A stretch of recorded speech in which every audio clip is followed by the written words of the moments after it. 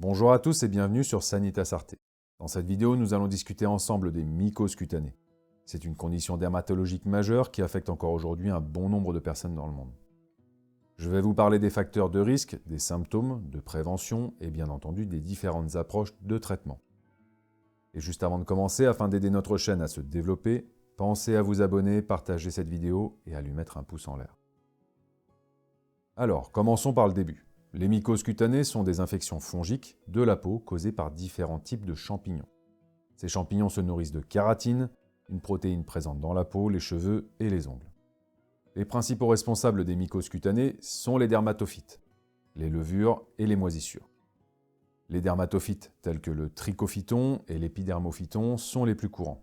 Pour ce qui est des facteurs de risque, ils sont divers et peuvent favoriser le développement des mycoses cutanées, notamment l'humidité, la chaleur, le contact avec des surfaces contaminées, une faible immunité et la présence de plaies cutanées. Les symptômes varient en fonction du type de mycose cutanée, mais ils incluent généralement des rougeurs, des démangeaisons, des squames et parfois des cloques ou des fissures. Alors, le premier pas dans le diagnostic des mycoses cutanées consiste en un examen clinique approfondi. Le professionnel de la santé examine les zones affectées de la peau, observe les symptômes tels que les rougeurs, les démangeaisons, les déquamations, et prend en compte l'historique médical de la personne en question.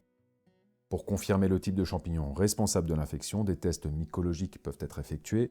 Cela peut inclure des cultures fongiques, c'est-à-dire qu'un échantillon de peau est prélevé et cultivé en laboratoire pour identifier le champignon spécifique. Autrement, le raclage cutané est une méthode où une petite quantité de peau est grattée de la zone affectée. Ce matériau est ensuite examiné au microscope pour détecter la présence ou non de champignons. Plus récemment, les avancées technologiques ont introduit des tests moléculaires qui peuvent identifier de manière précise les souches de champignons responsables. Et pour finir, dans les cas les plus complexes ou lorsque d'autres conditions de peau sont suspectées, une biopsie cutanée peut être réalisée. Cela implique le prélèvement d'un petit échantillon de tissu cutané pour une analyse plus approfondie. Le traitement des mycoses cutanées dépend du type spécifique de champignon impliqué et de la sévérité de l'infection. Ils visent à éliminer l'infection, soulager les symptômes et prévenir des rechutes. Pour la plupart des cas, légers à modérés, des antifongiques topiques tels que des crèmes, des pommades ou des lotions sont souvent prescrites. Ces médicaments sont appliqués directement sur la zone infectée et sont généralement efficaces pour traiter les infections cutanées superficielles. En cas d'infection plus grave, récurrente ou lorsque la zone touchée est étendue, des antifongiques oraux peuvent être recommandés. Ces médicaments agissent de l'intérieur pour traiter l'infection. La durée du traitement va dépendre du type de champignon et de la gravité de l'infection.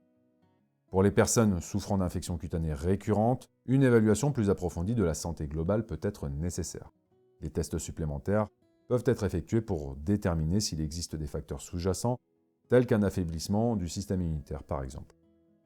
Bien entendu, dans cette vidéo, je vais vous présenter des huiles essentielles qui vous accompagneront dans le traitement d'une mycose cutanée de manière naturelle. On va rester sur la partie topique, qui sera la plus facile d'emploi et fera sans conteste le travail.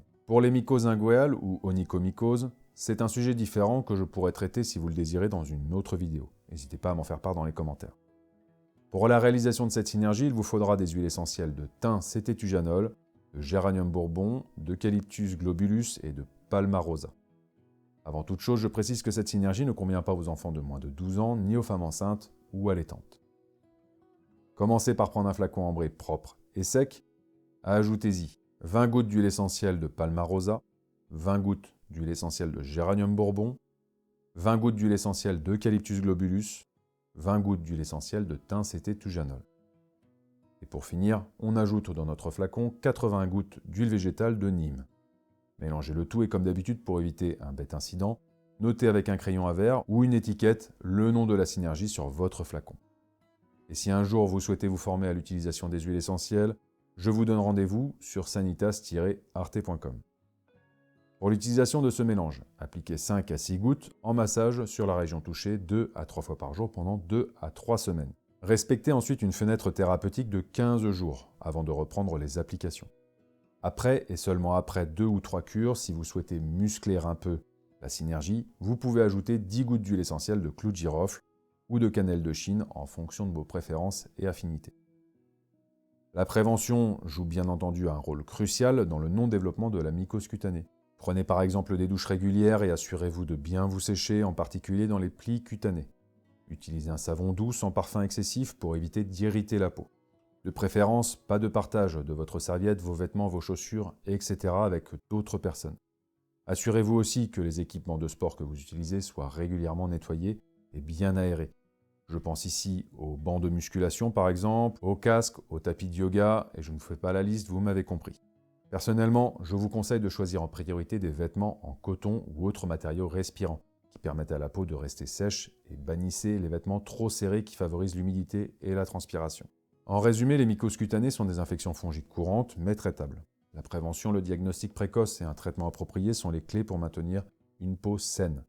Et en cas de symptômes persistants, n'oubliez pas de consulter un professionnel de la santé. Très bien, cette vidéo touche à sa fin. Si vous l'avez trouvée intéressante, abonnez-vous, mettez un pouce en l'air et surtout partagez notre contenu avec votre entourage. Dans tous les cas, merci de nous avoir rejoints aujourd'hui.